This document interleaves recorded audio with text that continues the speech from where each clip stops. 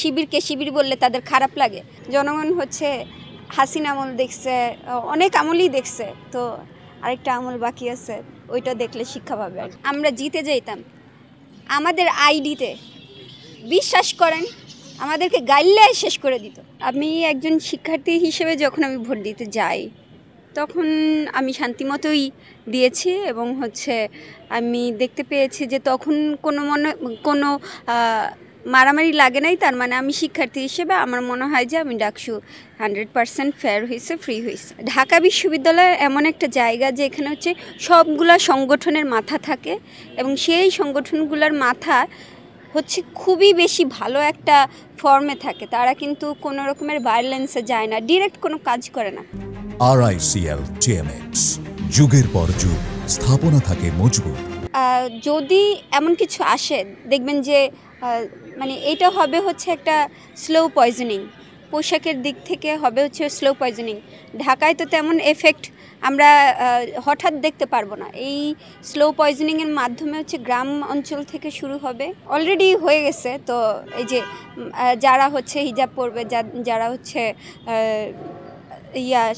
মানে তথাকথিত শালীন পোশাক পরবে, তারা হচ্ছে ভালো চাকরি পাবে, তারপর তারা সম্মান পাবে। কিন্তু অপর ক্ষেত্রে হচ্ছে আমরা স্লাট শেমিংয়ের সম্মুখীন হব, বুলিংয়ের সম্মুখীন হব, এইটাই। আর আরেকটাও হইতে পারে যে মানে আমরা কিন্তু কোনো মতেই কোনো সময়ই হচ্ছে হিজাব পরিহিত নারীর কোনো সম্মানহানি করি নাই, তাদেরকে অ্যাটাক করি নাই, কিন্তু তারা নিজেদেরকে নিজেরা করবে, তারপর হচ্ছে নাম পড়বে আমাদের, কাইন্ড অফ এমন হবে। তো মানে জনগণ আস্তে আস্তে বুঝবে আর কি।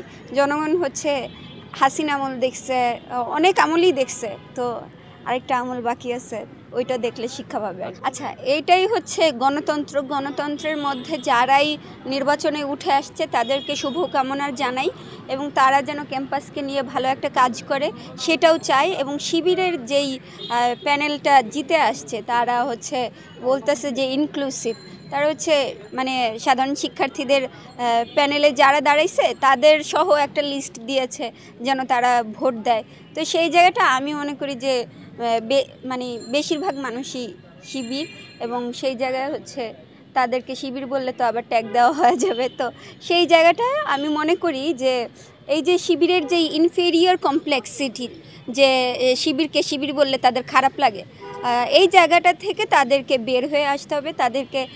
তারা যদি প্রাউড ফিল করে, তারা প্রাউডলিই বলুক না, তারা মানুষকে বলুক না আমি শিবির করি, তাহলে এটা মানে কি আছে। তো আমার মনে হয় যে ওই যে 71-এর যেই ফলটা, সেইটাই হচ্ছে তারা আজ পর্যন্ত হচ্ছে ভুল ডিসিশন যে নিছে, সেই জায়গাটা থেকে আমার মনে হয় যে তারা এখনও এই ইনফেরিয়র কমপ্লেক্সিটি থেকেই এটা অস্বীকার করতে চায়।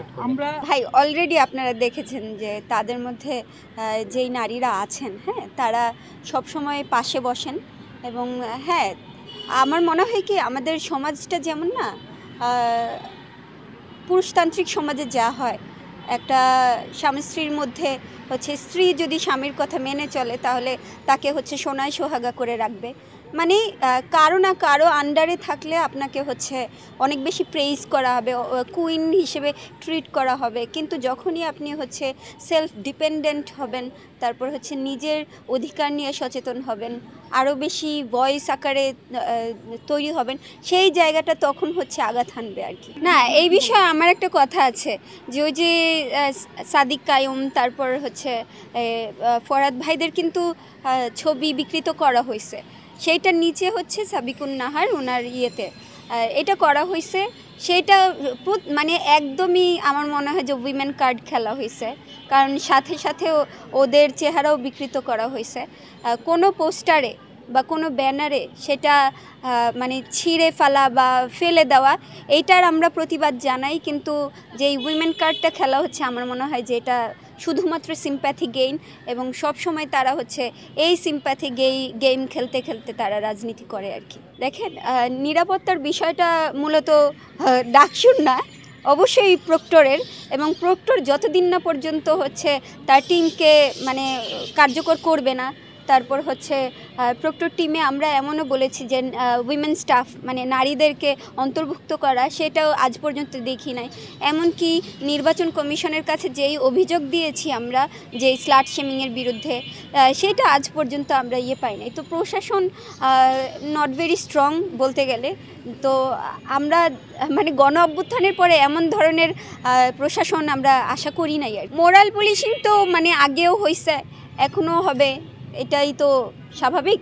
কারণ হচ্ছে মোরাল পুলিশিং, তারপর মব ভায়োলেন্স যেভাবে হচ্ছে নর্মালাইজ করা হয়েছে যে তুমি অন্য চিন্তা ভাবনা করো, তুমি ভিন্ন মতাদর্শের, তার মানে তোমাকে হচ্ছে স্লাট বলাটা হচ্ছে জায়েজ করা হয়েছে।